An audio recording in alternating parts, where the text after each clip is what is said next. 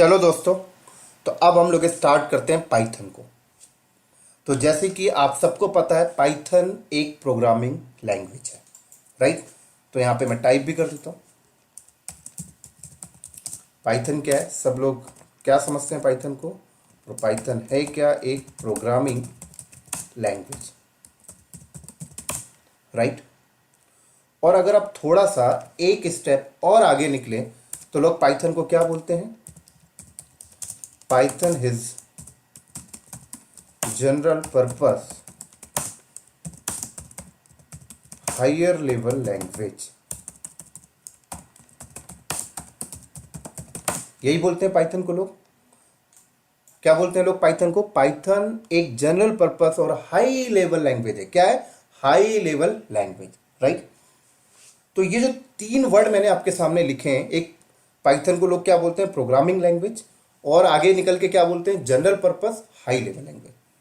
ये तीनों वर्ड को हम लोग समझेंगे डायग्राम के फॉर्मेट में, राइट। तो चलो डायग्राम के फॉर्मेट में हम लोग इसको समझते हैं।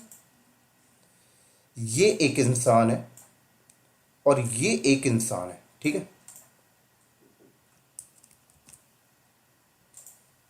इंसान का थोड़ा सा फोटो इमेज अच्छे से बना लेते हैं हम लोग यहां पर।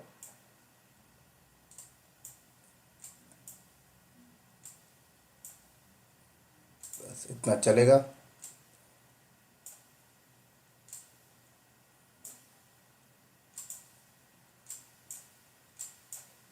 चलो, ये दो इंसान है, ठीक है। और ये एक कंप्यूटर है, ये कंप्यूटर है। कंप्यूटर ले लें या फिर आप मोबाइल डिवाइस ले लें या कोई भी इलेक्ट्रॉनिक डिवाइस आप ले लें,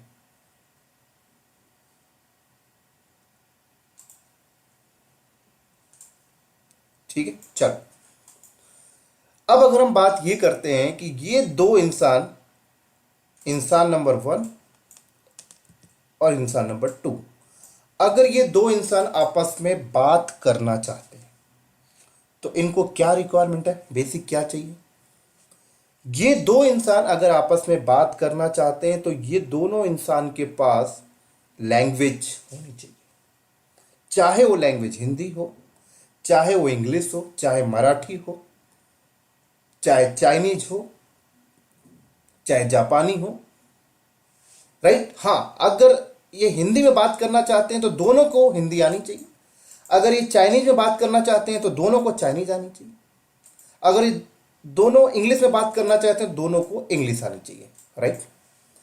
लेकिन यहां पर एक स्टेप अगर और आगे हम लोग निकले तो लैंग्वेज के साथ साथ उस लैंग्वेज के अंदर बने हुए शब्द भी इन्हें पता होना चाहिए, क्योंकि आपस में ये लैंग्वेज का इस्तेमाल तो करते हैं, लेकिन उस लैंग्वेज के शब्द के थ्रू ये लोग आपस में बात करते हैं, जो वर्ड होते हैं, है ना। तो चलो हम लोग मान लेते हैं कि ये दोनों बात करना चाहते हैं इंग्लिश में, राइट। तो इंग्लिश लैंग्वेज कैसे बनी है? आप बोल सकते हैं ABCD।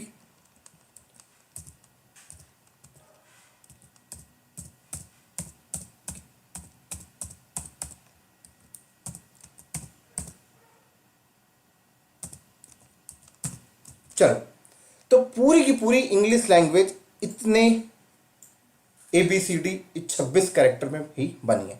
इसी 26 कैरेक्टर में इंग्लिश के सारे शब्द बनाए गए हैं, राइट। और जब हम लोग बात करते हैं आपस में तो उन शब्द का इस्तेमाल करते हैं, उस वर्ड का इस्तेमाल करते हैं। तो अगर ये दोनों आपस में बात करना चाहते हैं, तो इंग्लिश में बात करना चाहते हैं तो उस इंग्लिश के वर्ड भी इनके पास होना चाहिए, ठीक है। चलो मान लीजिए दोनों के पास वर्ड है, दोनों को इंग्लिश आती है, दोनों आपस में बात कर लिए, बहुत अच्छी बात है। लेकिन अगर हम बात करें ये इंसान अगर ये कंप्यूटर से बात करना चाहते हैं तो अब कैसे करेंगे?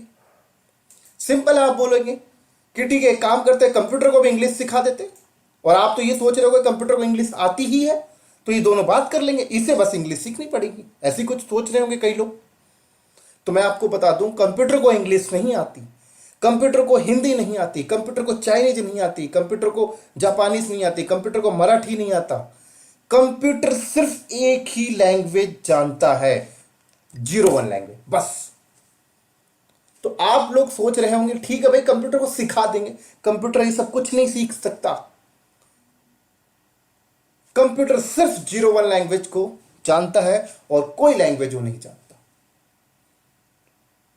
अब कैसे बात करेगा भाई ये इंसान कंप्यूटर से? सिंपल है भाई, भगवान ने इंसान को इतना दिमाग दिया है कि कुछ भी सीख सकता है। तो कहा गया ये इंसान को बोल दो कि कंप्यूटर जो लैंग्वेज समझता है वो लैंग्वेज सीख ले, उस लैंग्वेज के शब्द सीख ले।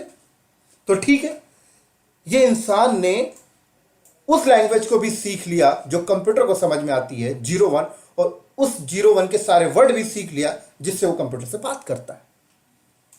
चलो मान लेते हैं कि ये इंसान को 01 लैंग्वेज आ गई, अब ये कंप्यूटर से बात कर रहा है। कैसे बात करेगा ये समझो। तो मान लो अगर ये इंसान कंप्यूटर से बात करना चाहता है और अगर कंप्यूटर को बोलना चाहता है ए, क्या कंप्यूटर को ए बोलना चाहता है, तो ये ए नहीं बोलेगा, ये कंप्यूटर को ए बोलेगा कैसे? कंप्यूटर की भाषा में। और कंप्यूटर की भाषा क्या है? 01। तो 01 की भाषा में ए बोलेगा। तो अगर 01 की भाषा में ए कैसे बोलेगा ये देखना चाहते हो तो गूगल में आओ और यहां पर लिखो बाइनरी कन्वर्टर।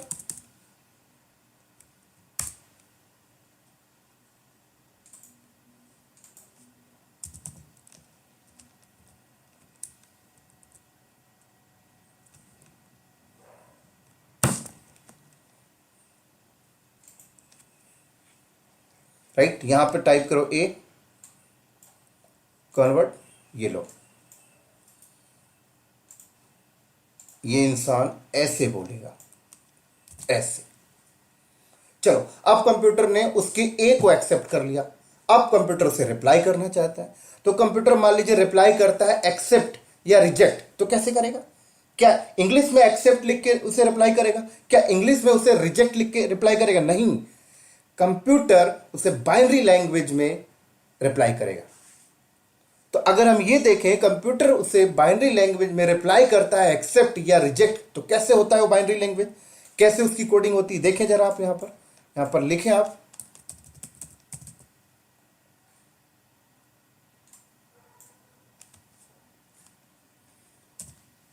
कंप्यूटर ने बोला रिप्लाई किया उसे एक्सेप्टेड, तो देखो कुछ इस तरीके से रिप्लाई करेगा।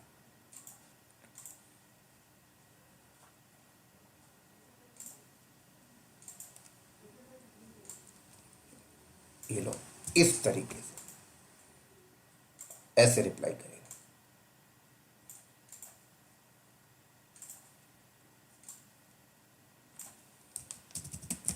एक्सेप्टेड।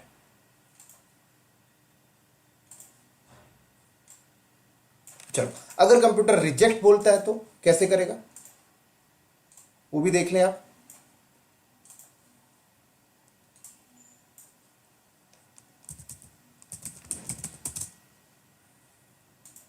ये लो,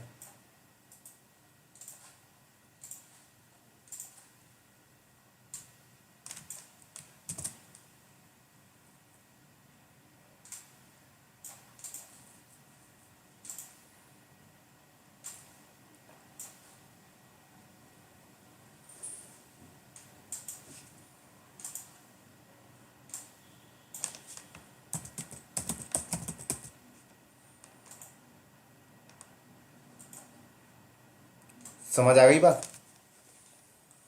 तो ये इंसान को ये सारी चीजें सीखनी पड़ेगी। अच्छा कंप्यूटर ने ऐसा बोला है तो ये अच्छा ये एक्सेप्टेड बोला है, कंप्यूटर ने ऐसा रिप्लाई आउटपुट दिया तो अच्छा रिजेक्टेड बोला है ना। अब मान लो ये इंसान कंप्यूटर से बोलना चाहता है हेलो क्लाउड नॉलेज, कैसे बोलेगा? हेलो क्लाउड नॉलेज को भी बाइनरी लैंग्वेज में बोलेगा, 01। चलो देखते हैं भाई कैसा आएगा निकल के हेलो क्लाउड नॉलेज।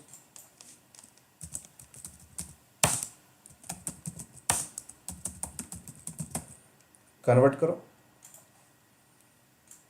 ये लो कुछ इस तरीके से निकल के आया।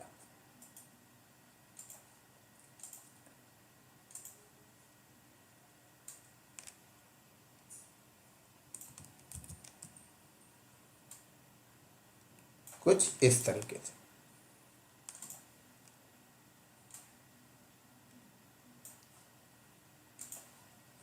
क्या लिखा है ये? हेलो, ये लिखा है ना। चलो अब थोड़ा सा और आगे बताता हूं। अब ये इंसान कंप्यूटर से क्या बोला? Hello cloud knowledge. कैसे लिखा? इस तरीके से। लेकिन ये जो लिखा है ना, ये जो इंसान ने, ये किसी फाइल में लिखा होगा, और ऐसे सिंपल तो नहीं लिखा होगा, कुछ सिंटेक्स भी यूज किया होगा, कॉमा, कर्ली ब्रैकेट, किसी फाइल के अंदर सारे सिंटेक्स के साथ इसे लिखा होगा। तो सारे सिंटेक्स के साथ ही फाइल के अंदर ये जो लिखा गया है, ये क्या है पता है? एक प्रकार से ये एक प्रकार से कंप्यूटर से बात करने के लिए इसने एक वर्ड तैयार किया। क्या किया? एक वर्ड तैयार किया। समझ आ रही मेरी बात यहां पे? और इस वर्ड के थ्रू इंस्ट्रक्शन दिया इसने। तो फाइल के अंदर ये जो आपने लिखा है, ये जो आपने पूरी की पूरी बाइनरी के कोडिंग की है, इस कोडिंग को ही हम लोग कहते हैं प्रोग्रामिंग। समझ आ रही मेरी बात यहां पे? इस कोडिंग को ही हम लोग क्या कहते हैं? प्रोग्रामिंग। राइट? जिस तरीके से ये इंसान इस इंसान से जब बात करता है तो शब्द का इस्तेमाल करता है, और वो शब्द बनाई गई होगी, और शब्द के थ्रू इंस्ट्रक्शन पास कर रहा है ना। तो ऐसे ही हम जब ये इंसान जब कंप्यूटर से बात करता है तो वो क्या करता है? हेलो क्लाउड नॉलेज बोलना चाहता है, तो एक फाइल के अंदर वो पूरी की पूरी कोडिंग करेगा अपना, उसकी पर्टिकुलर सिंटेक्स के तौर पे वो फाइल बनाएगा, उस फाइल के थ्रू कॉल करेगा, उसे इंस्ट्रक्शन पास करेगा। उसको कहते हैं हम लोग प्रोग्रामिंग। क्या कहते हैं? इसी को कहा जाता है कोडिंग। इसी को कहते हैं, पहले लोग कोडिंग कहते थे, अब लोग स्टैंडर्ड लैंग्वेज में प्रोग्रामिंग कहने लग गए। इसी को कहा जाता है प्रोग्रामिंग।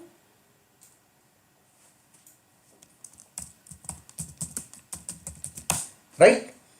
और ये जो लिख रहा होता है, ये जो फाइल बना रहा होता है, उस इंसान को कह दिया जाता है प्रोग्रामर। तो कोई ना कोई इंसान तो ऐसा कर ही रहा होगा। मान लो ये इंसान कर रहा है,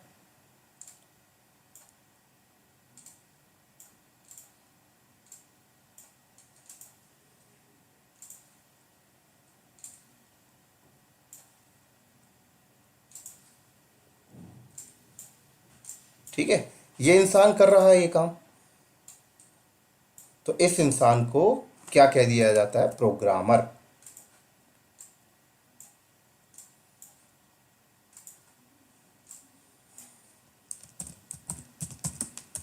इसको कह दिया गया प्रोग्रामर। समझ आ गई मेरी बात यहां पर? तो ये क्या हुआ? Programming language. समझ आई इसका मतलब? प्रोग्रामिंग का मतलब क्या हुआ? आप फाइल के अंदर जो भी कोडिंग कर रहे हो तो उसको प्रोग्रामिंग कहते हैं, और लैंग्वेज एक भाषा होती है। तो ये इंसान कंप्यूटर से कैसे बात कर रहा है? 01 की लैंग्वेज में। इसी को कहते हैं प्रोग्रामिंग लैंग्वेज। क्योंकि यहां पर भी इंसान को क्या करना पड़ रहा है? कोडिंग करना पड़ रहा है फाइल के अंदर। समझ आ रही मेरी बात यहां पर? चलो अब थोड़ा और आगे निकलते हैं। अब अगर इस इंसान को कंप्यूटर से बड़े बड़े बात करने हैं, बड़े बड़े काम करवाने हैं, तो आप सोचिए इस इंसान को कितने बड़े लेवल पे ये बाइनरी लैंग्वेज में कोडिंग करनी पड़ेगी, कितने बड़े लेवल पे ये बाइनरी लैंग्वेज में उसे प्रोग्रामिंग करनी पड़ेगी। आप सोच भी नहीं सकते, इतने बड़े बड़े प्रोग्राम आजकल कंप्यूटर पे चलते हैं, है ना। और कंप्यूटर तो साफ साफ कहता है मुझे यार और कोई भाषा समझ में नहीं आती, मेरे को कुछ बुलवाना है तो ऐसे ही बोलो। समझ आ रही मेरी बात यहां पे? तो ये बहुत बड़ी समस्या थी लोगों के साथ, इंसानों के साथ। यार इंसान कब तक इतनी बड़ी बड़ी कोडिंग लिखता रहेगा? ऐसे तो परेशान हो जाएगा। तो इसका सलूशन क्या आया? इसका सलूशन आया कि इंसान को कंप्यूटर से बात करवाना है तो एक नई आर्टिफिशियल लैंग्वेज बनाई गई मार्केट में।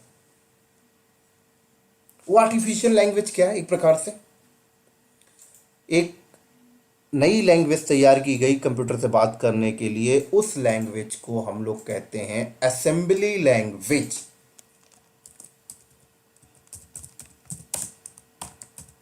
क्या कहते हैं? Assembly language. तो अब कहा गया इंसानों को कि भाई तू कंप्यूटर से बात करना चाहता है तो तू काम कर, बाइनरी लैंग्वेज में मत लिख कोड, तू कोडिंग मत कर, तू असेंबली लैंग्वेज में कर। असेंबली लैंग्वेज थोड़ी सी तुझे इजी पड़ेगा। तो अगर ये इंसान कंप्यूटर से बोलना चाहता है हेलो क्लाउड नॉलेज, और असेंबली लैंग्वेज में कैसे बोलेगा? देखो इस तरीके से बोलेगा। कुछ अल्फाबेटिक आ जाएंगे यहां पर, ऐसे आगे जैसे फॉर एग्जांपल ये लो, क्लाउड बोलना चाहता CLO10, ये लो, ये एग्जांपल बता रहा हूं मैं आपको। नॉलेज बोलना चाहता है KNOW101, ये लो, बस इतना। मतलब अल्फाबेटिक विथ न्यूमेरिक। तो कहीं ना कहीं इससे तो थोड़ा सा इजी पड़ा इंसानों को। तो इंसान ने बोला यार बाइनरी लैंग्वेज से तो थोड़ा सा इजी है, इसी में हम लोग कोडिंग कर लेंगे, इसी में हम लोग प्रोग्रामिंग कर लेंगे कंप्यूटर से बात करने के लिए। लेकिन कंप्यूटर भाई साहब तो कहते हैं यार मैं तो आपको आपके इस भाषा को भी नहीं समझता, मैं तो सिर्फ 0 1 को समझता हूं, अब क्या करें। तो असेंबली लैंग्वेज जिसने बनाई तो उसने एक कन्वर्टर आपको दिया, एक ट्रांसलेटर आपको दिया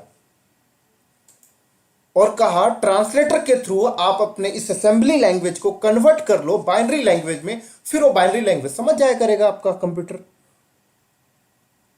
तो कन्वर्टर कौन है, बीच में यहां पर कन्वर्टर भाई साहब आ गए। तो जिसने असेंबली लैंग्वेज बनाया उसी ने कन्वर्टर भी बनाया,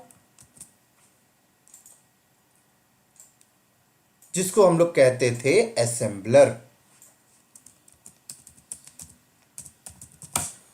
समझ आ रही बात यहां पे। तो असेंबलर क्या करता है, आपकी असेंबली लैंग्वेज को कन्वर्ट करता है बाइनरी लैंग्वेज में, फिर उस बाइनरी लैंग्वेज वो आपके मशीन कंप्यूटर को समझ में आती है, और कंप्यूटर जब रिप्लाई करता है तो रिप्लाई वो डायरेक्ट इसको नहीं करता, वो असेंबलर को करता है, असेंबलर वापस कन्वर्ट करके आपको असेंबली लैंग्वेज में आउटपुट दिखा देता था। लेकिन कहीं ना कहीं इंसानों ने फिर बोला यार ये असेंबली लैंग्वेज भी हमें थोड़ा सा टफ पड़ने लग गया। इंसानों ने बोला या फिर बड़े बड़े साइंटिस्ट इसका सोल्यूशन निकालते गए। तो अब आया मार्केट में हाई लेवल लैंग्वेज, तो बहुत ही इजी सिंटेक्स होता है उसका। क्या आया, हाई लेवल लैंग्वेज। तो अब इंसान अगर कंप्यूटर से बात करना चाहता है तो ना तो उसे बाइनरी लैंग्वेज में कोडिंग लिखने की जरूरत है, ना तो उसे असेंबली लैंग्वेज में कोडिंग लिखने की जरूरत है। अब इंसान अगर कंप्यूटर से बात करना चाहता है तो वो हाई लेवल लैंग्वेज में कोडिंग लिखता है। तो हाई लेवल लैंग्वेज को समझते हैं थोड़ा सा डिटेल्स में।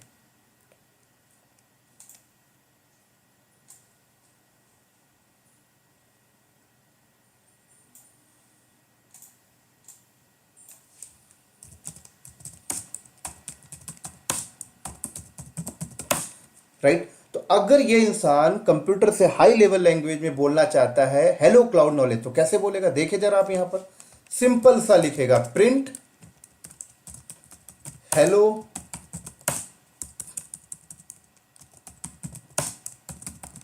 क्लाउड नॉलेज, बात खत्म बस। देखो कितना इजी सिंटेक्स है, पूरा same to same English, human readable, human को बहुत जल्दी रीड आ रहा है, सिंटेक्स बहुत इजी है। तो अब कहा जाता है कि इंसान अगर कंप्यूटर से बात करना चाहता है तो हाई लेवल लैंग्वेज में लिखे। लेकिन समस्या वही आ जाती है फिर से, कंप्यूटर भाई साहब कहते हैं कि मुझे तो ये सब समझ में नहीं आता, मुझे तो आपकी असेंबली समझ में नहीं आई, तो आपकी ये क्या समझ में आएगा भाई, ये तो पूरा प्लेन टेक्स्ट है, ये तो पूरा ह्यूमन रीडेबल है, मैं तो 0 1 को समझता हूं। तो हाई लेवल लैंग्वेज जब आया मार्केट में तो हाई लेवल लैंग्वेज ने भी अपना कन्वर्टर लाया, अपना ट्रांसलेटर लाया, क्योंकि बिना ट्रांसलेटर के गेम तो चलता ही नहीं है। यहां पर असेंबली आई तो ट्रांसलेटर आया, तभी तो हुआ काम, क्योंकि मशीन भाई साहब तो 0 1 ही समझते हैं। तो यहां हाई लेवल लैंग्वेज का ट्रांसलेटर कौन है, हाई लेवल लैंग्वेज का ट्रांसलेटर है कंपाइलर। आप सबको पता है, जो बंदे प्रोग्रामिंग बैकग्राउंड से होंगे उन्हें पता है। तो बीच में आएगा कंपाइलर।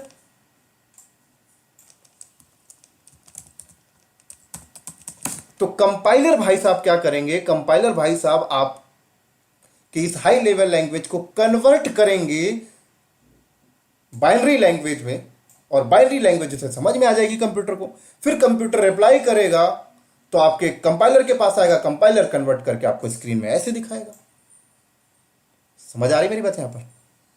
तो आजकल आईटी इंडस्ट्री में जो भी आदमी कंप्यूटर से बात करना चाहता है सब हाई लेवल लैंग्वेज से बात करते हैं। अब वो हाई लेवल लैंग्वेज कौन कौन से होते हैं बताता हूं थोड़ा सा। उससे पहले आप यहां पर समझें कि प्रोग्रामिंग लैंग्वेज कितने टाइप के होते हैं। तो यहां पे हम लोग पहले समझते हैं टाइप्स ऑफ प्रोग्रामिंग लैंग्वेज।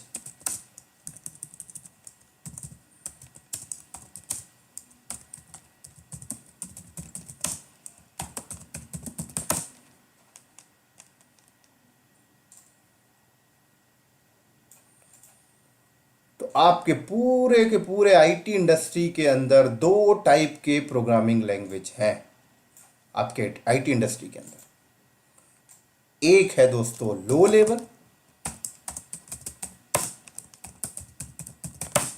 एक है दोस्तों हाई लेवल।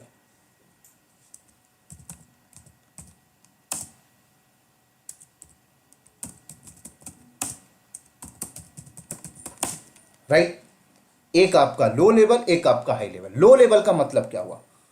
लो लेवल का मतलब जिसका सिंटेक्स बहुत डिफिकल्ट है उसे हम लोग लो लेवल कहते हैं। जिसको ह्यूमन रीड नहीं कर पाता इजिली उसे लो लेवल कहते हैं। और हाई लेवल जिसको ह्यूमन रीड करता है इजिली, सिंटेक्स वाइज बहुत इजी है, उसे कहते हैं हाई लेवल। तो अगर हम यहां पर देखें, ये इंसान कौन सी लैंग्वेज को जल्दी रीड नहीं कर पा रहा? इसको नहीं रीड कर पा रहा जल्दी, है ना, इसको जल्दी से रीड नहीं कर पाता। तो ये असेंबली और मशीन, ये बाइनरी लैंग्वेज, ये सारे आते हैं लो लेवल में। तो अगर हम थोड़ा सा और आगे जाएं, लो लेवल के अंदर भी दो टाइप के हैं। कौन कौन से? लो लेवल के अंदर भी आपके दो टाइप के मिलेंगे। एक मिलेगा आपका मशीन लैंग्वेज,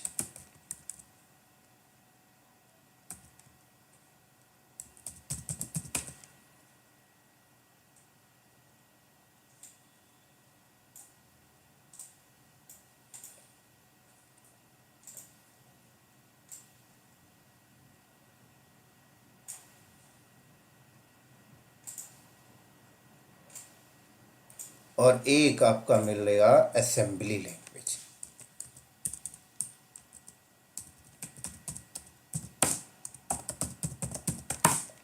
राइट। तो मशीन लैंग्वेज इसी को कहा जाता है, बाइनरी को ही मशीन लैंग्वेज भी बोलते हैं, 0 1 को ही मशीन लैंग्वेज बोलते हैं। तो लो लेवल लैंग्वेज के अंदर एक मशीन लैंग्वेज आता है, एक असेंबली लैंग्वेज आता है, क्योंकि दोनों ह्यूमन रीडेबल को रीड करने में इजी नहीं है। और हाई लेवल लैंग्वेज की बात करें तो हाई लेवल तो 900 से ज्यादा लैंग्वेज है।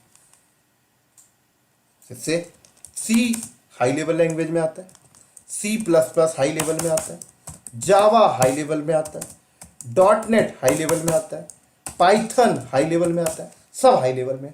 और ऐसे 900 प्लस लैंग्वेज हैं जो हाई लेवल पे आते हैं। समझ आ रही मेरी बात यहां पे?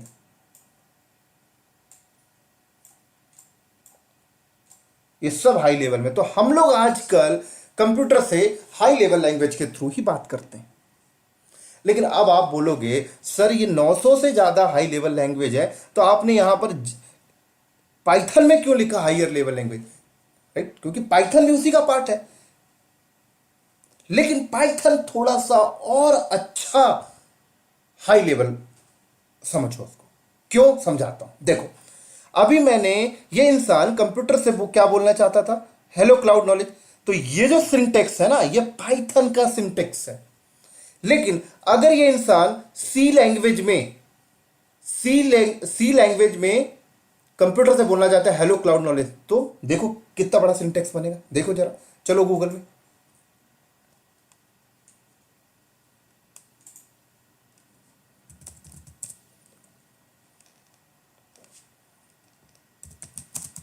How to write hello cloud knowledge in Java या C++, देखो जरा।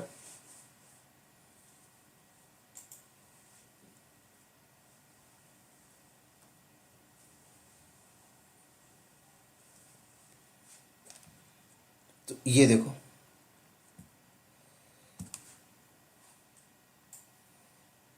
हेलो वर्ल्ड इसने बोल रखा है। ये देखो, देखो जरा C++ में कैसे बोलेगा।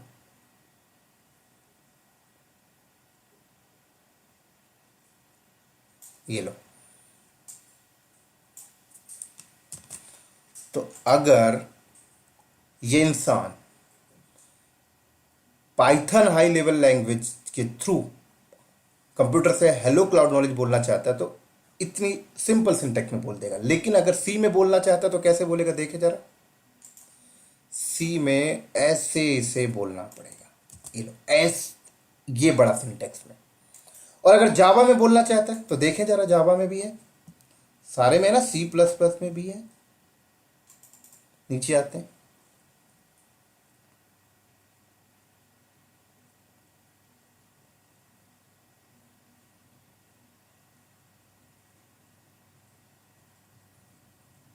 ये लो जावा में कुछ इस तरीके से उसे लिखकर बोलना पड़ेगा।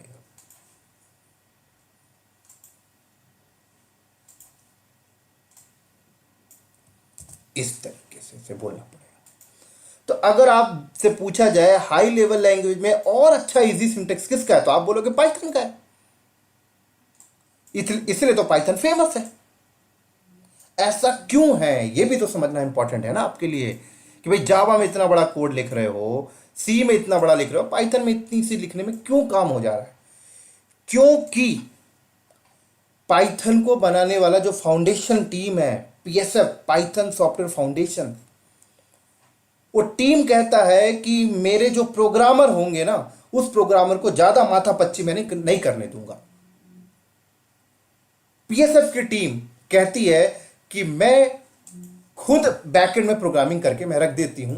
तो उसने क्या किया, खुद ऐसे उसने जो भी कोड फोड ऐसे लिखा है, अपना कोडिंग की है, और उसको एक डब्बे के अंदर उसने पैक किया है, और उसको एक फंक्शन बनाकर कॉल कर दिया, और आपको फंक्शन दे दिया प्रिंट नाम का। और ये सारे फंक्शन उनकी लाइब्रेरी में रखे हुए हैं पाइथन के, पीएसएफ की टीम, पीएसएफ के। और कहा कि प्रोग्रामर को अगर कुछ बोलना है, हेलो क्लाउड नॉलेज बोलना है, तो प्रोग्रामर को सी या जावा की तरह इतना बड़ा बड़ा कोडिंग करने की जरूरत नहीं है। कोडिंग मैंने बैकएंड में कर दी है, मैंने फंक्शन बना दिया, और ये लोग फंक्शन को उठाओ और अपना काम करके निकल लो। तो देखा जाए, सी में जो कोडिंग प्रोग्रामर करता है, जावा में जो कोडिंग प्रोग्रामर करता है, वो प्रोग्रामिंग पाइथन की जो टीम है, पीएसएफ, पाइथन सॉफ्टवेयर फाउंडेशन, उनकी टीम के डेवलपर ने खुद करके रख दिया, फंक्शन बना के आपको दे दिया, बोला ये उठाइए फंक्शन, अपना काम करिए और निकलिए। इतना माथा पच्ची आप क्यों कर रहे हैं? तो प्रोग्रामर को इजी कर दिया। समझ आ रही मेरी बात यहां पर? तो इसी तरीके से अगर मान लीजिए, अगर आप कोई सॉफ्टवेयर बनाना चाहते हैं, मान लीजिए यहां पर एक क्लाउड नॉलेज है, क्लाउड नॉलेज ने सोचा कि यार मैं कुछ सॉफ्टवेयर बनाता हूं। तो अगर क्लाउड नॉलेज कुछ सॉफ्टवेयर बनाएगा, एक बड़ा प्रोजेक्ट बनाएगा, तो आप सोचिए जैसे ये प्रिंट वाला फंक्शन है, ऐसे कितने सारे टास्क परफॉर्म करने पड़ेंगे पूरे के पूरे,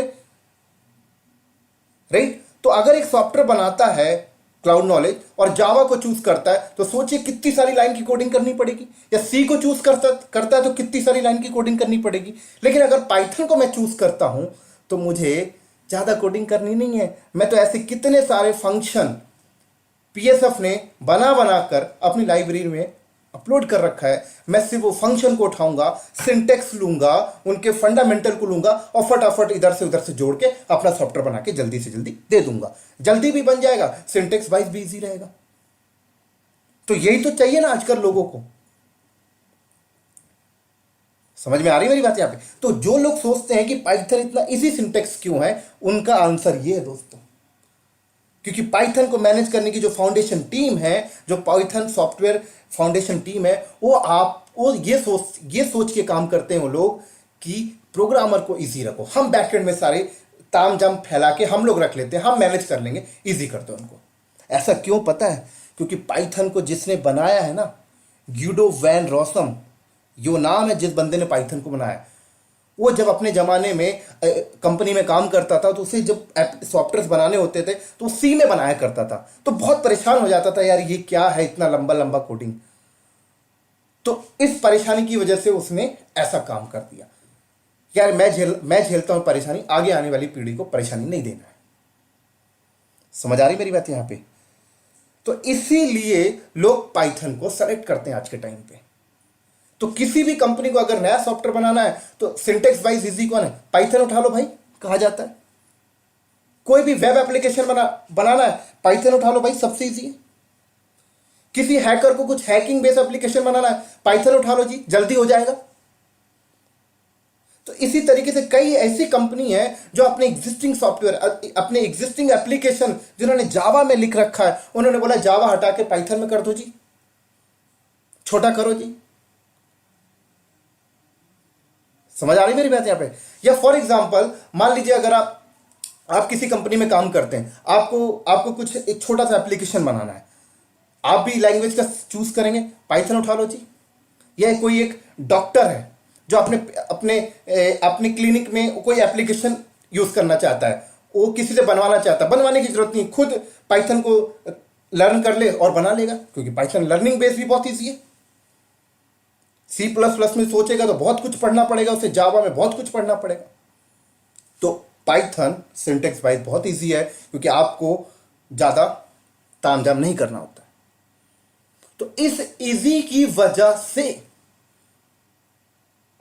पाइथन को हर प्लेटफॉर्म में यूज करने लगे लोग, हर पर्पस में लोग पाइथन को यूज करने लगे। देखा जाए तो यूट्यूब पाइथन यूज करती है, फेसबुक पाइथन यूज करती है, इंस्टाग्राम पाइथन यूज करती है, यूडेमी पाइथन यूज करती है, रेड हैट पाइथन यूज करती है, एडब्ल्यूएस पाइथन यूज करती है।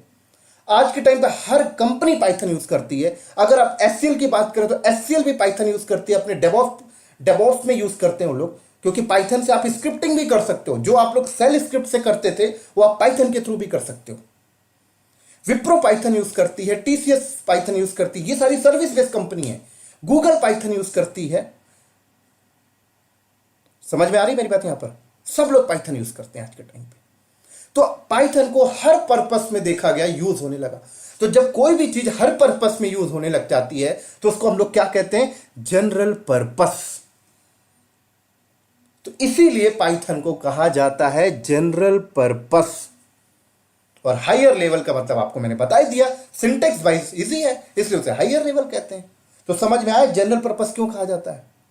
क्योंकि हर पर्पस पे आप पाइथन को यूज कर सकते हो। आप गेमिंग के लिए पाइथन को यूज कर सकते हो, वेब एप्लीकेशन के लिए पाइथन को यूज कर सकते हो, डेस्कटॉप एप्लीकेशन के लिए पाइथन को यूज कर सकते हो, आप डेटा साइंस के लिए पाइथन को यूज कर सकते हो, आर्टिफिशियल इंटेलिजेंस के लिए में पाइथन को यूज कर सकते हो, मशीन लर्निंग में आप पाइथन को यूज कर सकते हो। सब जगह पाइथन फिट बैठती है। जैसे अगर मैं बात करूं अंग्रेजी लैंग्वेज जिस तरीके से हर जगह फिट बैठती है ना, वैसे ही पाइथन हर जगह फिट बैठती है। अब आप बोलोगे सर कैसे अंग्रेजी भाषा हर जगह फिट बैठती है, जरा बताइए।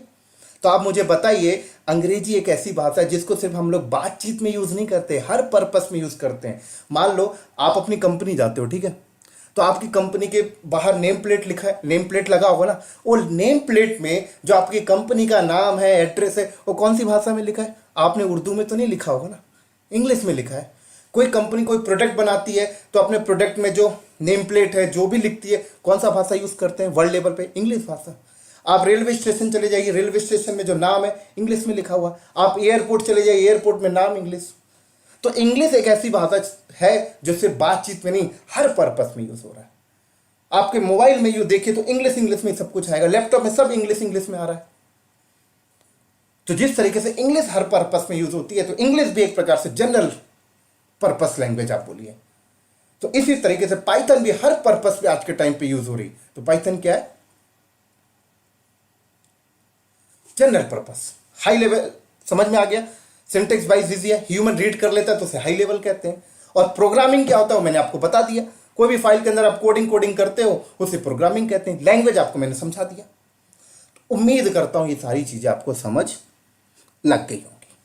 चलो अब थोड़ा सा और आगे चलते हैं हम लोग।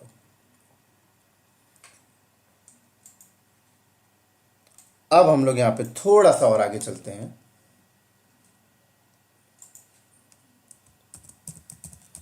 Python is open source and free language. Python क्या है दोस्तों? ओपन सोर्स और फ्री लैंग्वेज है। इसका मतलब क्या हुआ? पहले समझो ओपन सोर्स, फिर समझाऊंगा free.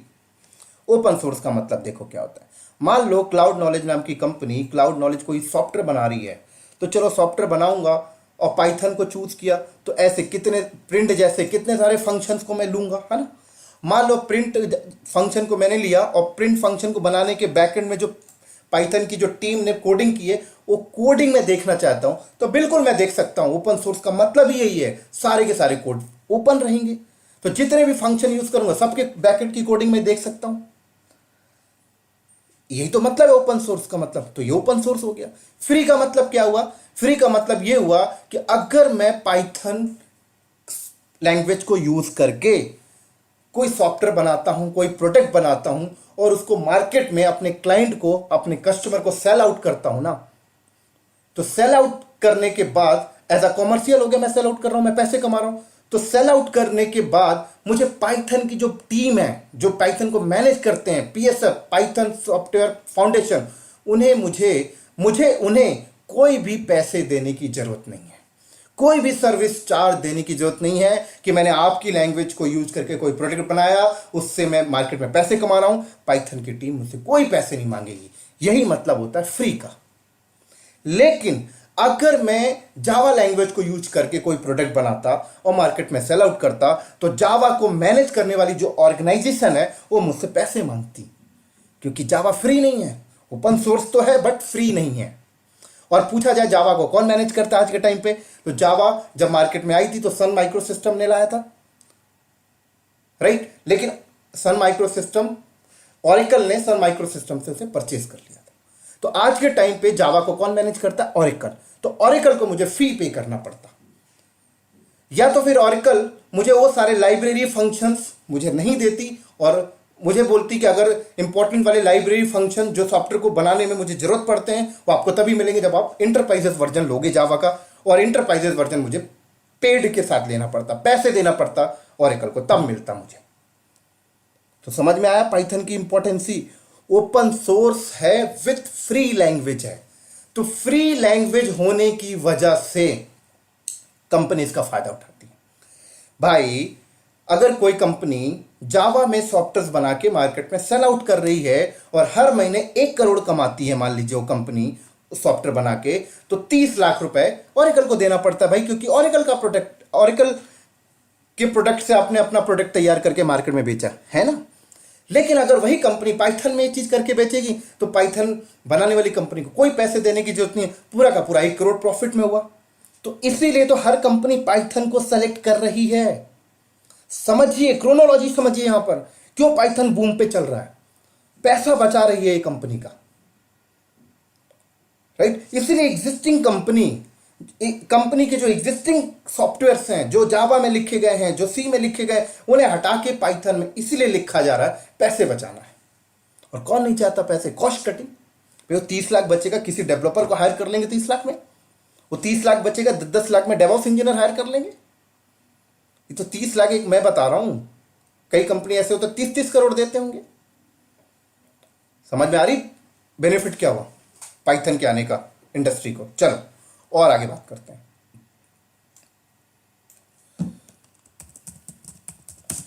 Python is cross platform language.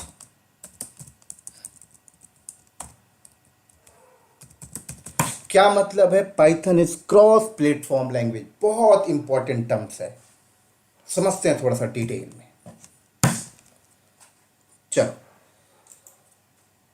ये एक लैपटॉप है, ये एक लैपटॉप है, ये एक लैपटॉप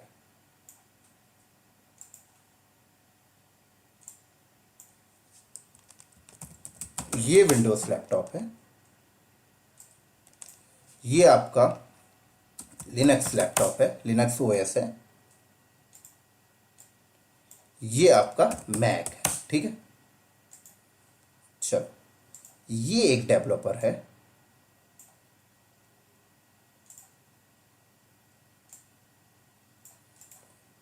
ये क्या है, एक डेवलपर है।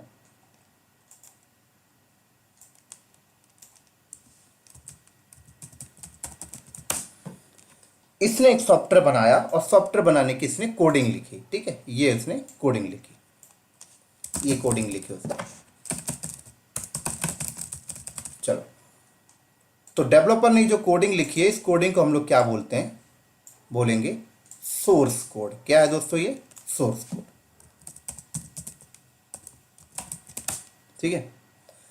अब ये सोर्स कोड इसमें तो चलेगा नहीं, इसमें तो चलेगा नहीं, इसमें तो चलेगा नहीं, तो हमें क्या करना होता है, सोर्स कोड को कंपाइल करते हैं हम लोग, है ना। तो ये रहा कंपाइलर,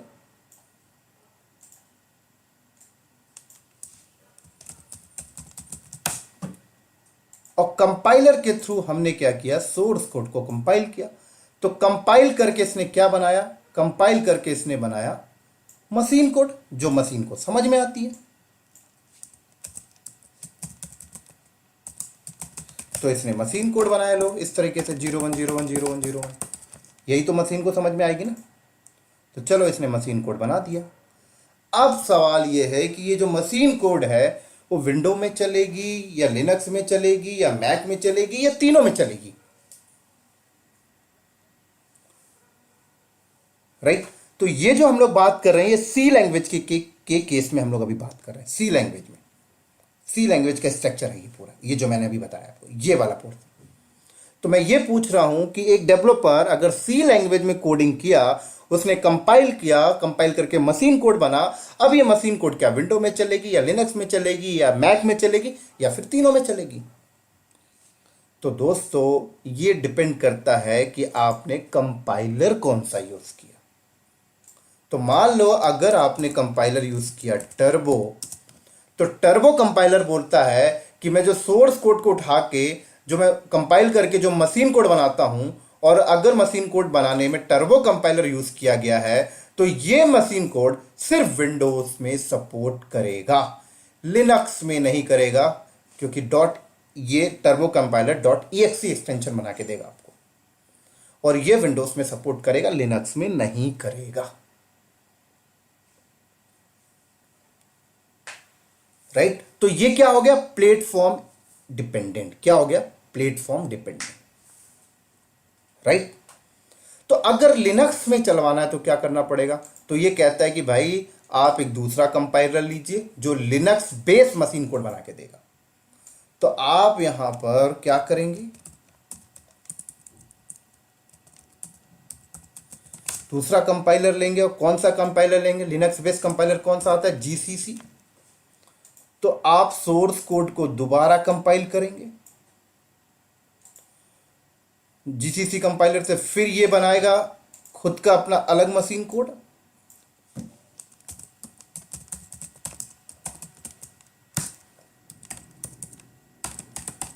ये अपना अलग बनाया, और ये मशीन कोड अब रन होगा लिनक्स में, ये मैक में भी नहीं होगा। तो अगर मैक में करना है तो फिर ये कहता है कि आप मैक बेस कंपाइलर यूज करिए, ऐसा कंपाइलर यूज करिए जो मशीन कोड बनाए और मैक में सपोर्ट करे। तो फिर हमें इस सोर्स कोड को दोबारा कंपाइल कर तीसरी बार कंपाइल करनी पड़ेगी, और मैक बेस कंपाइलर कौन सा आता है? LLVM, right. जो बंदे सी पढ़े उन्हें पता ही चीज है।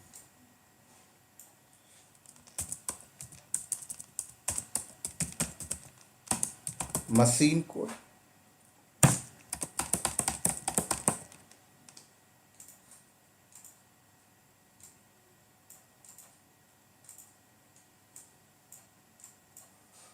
ये लो।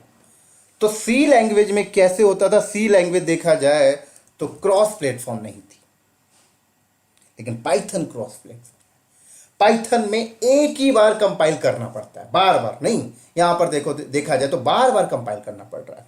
इस सोर्स कोड को बार बार आप कंपाइल कर रहे हो, एक बार विंडो के लिए, एक बार लिनक्स के लिए, एक बार मैक के लिए। और सी में तो कई बार ऐसा होता है कि सोर्स कोड भी आपको चेंज करना पड़ता है, क्योंकि टर्बो कंपाइलर कहता है कि मैं सोर्स कोड के जिस सिंटेक्स को मैं सपोर्ट करता हूं, जीसीसी कंपाइलर उस सिंटेक्स को नहीं करता सपोर्ट। तो सोर्स कोड के सिंटेक्स भी कई बार बदलने पड़ जाते हैं। ऐसी LLVM कहता है कि जो सिंटेक्स जीसीसी समझता है वो सिंटेक्स मैं नहीं समझता, तो सोर्स कोड को बदलना पड़ जाता है, मॉडिफाइड करना पड़ता है। समझ में आ रही है? ये होता था सी में, तो इसलिए सी क्रॉस प्लेटफॉर्म नहीं है। लेकिन पाइथन को मैंने क्या बोला? Python is a cross platform. तो पाइथन में कंपाइल एक ही बार करना पड़ेगा, राइट, बार बार कंपाइल करने की जरूरत नहीं है। तो पाइथन में कैसे होता है समझिए। तो ये जैसे सोर्स कोड था, ये सोर्स कोड था, तो ये सोर्स कोड को हमने एक बार किया कंपाइल, एक ही बार कंपाइल करना पड़ेगा आपको। यहां पर पाइथन के केस में बता रहा हूं ये।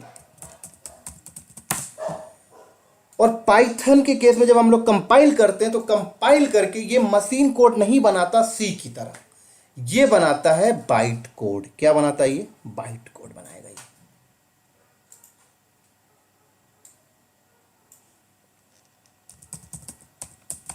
ये बनाएगा दोस्तों बाइट कोड। समझ आ रही है? ये क्या बनाएगा? Byte code. अब ये बाइट कोड आपका विंडोज में भी, लिनक्स में भी और मैक में भी चलेगा। तो पाइथन का कंपाइलर कंपाइल करके मशीन कोड नहीं बनाता, सी का कंपाइलर बना रहा है। पाइथन का कंपाइलर कंपाइल करके बाइट कोड बनाता है, राइट। और ये रहा आपका मान लो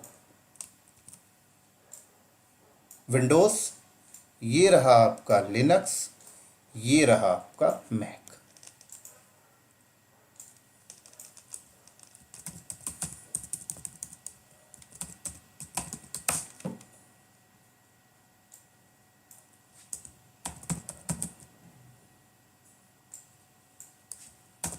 ये रहा आपका मैक, राइट।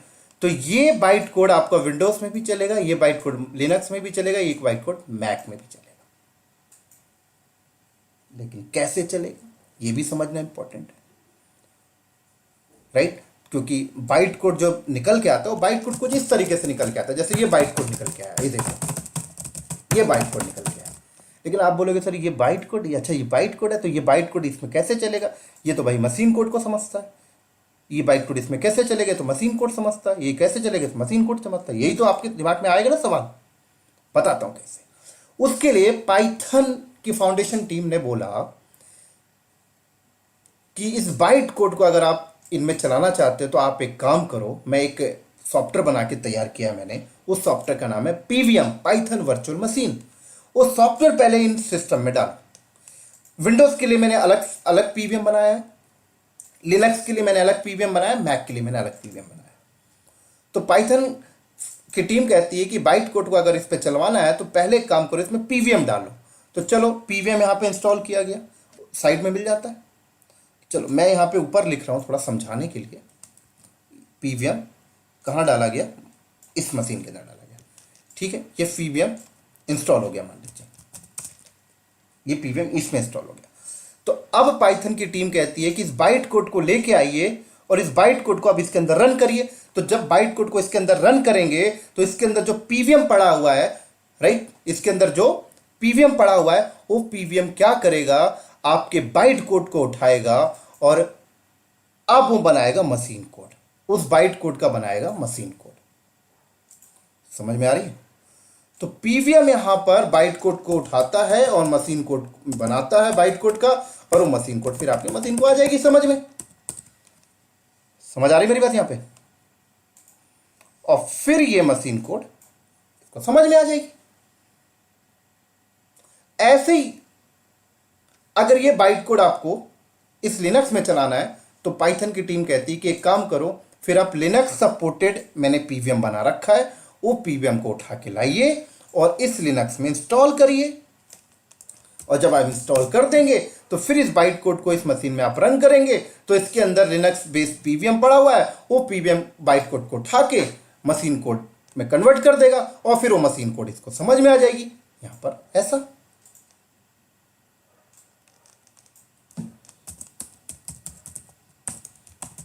समझ आ रही बात यहां पर? फिर ये इसे समझ लग जाएगी।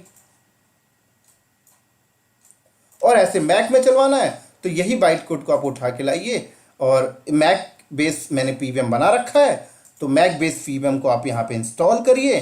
फिर मैक बेस पीवीएम क्या करेगा, बाइट कोड को उठा के मशीन कोड में कन्वर्ट करेगा जो मैक पे सपोर्ट कर जाएगा। फिर ये बना देगा आपका मशीन कोड।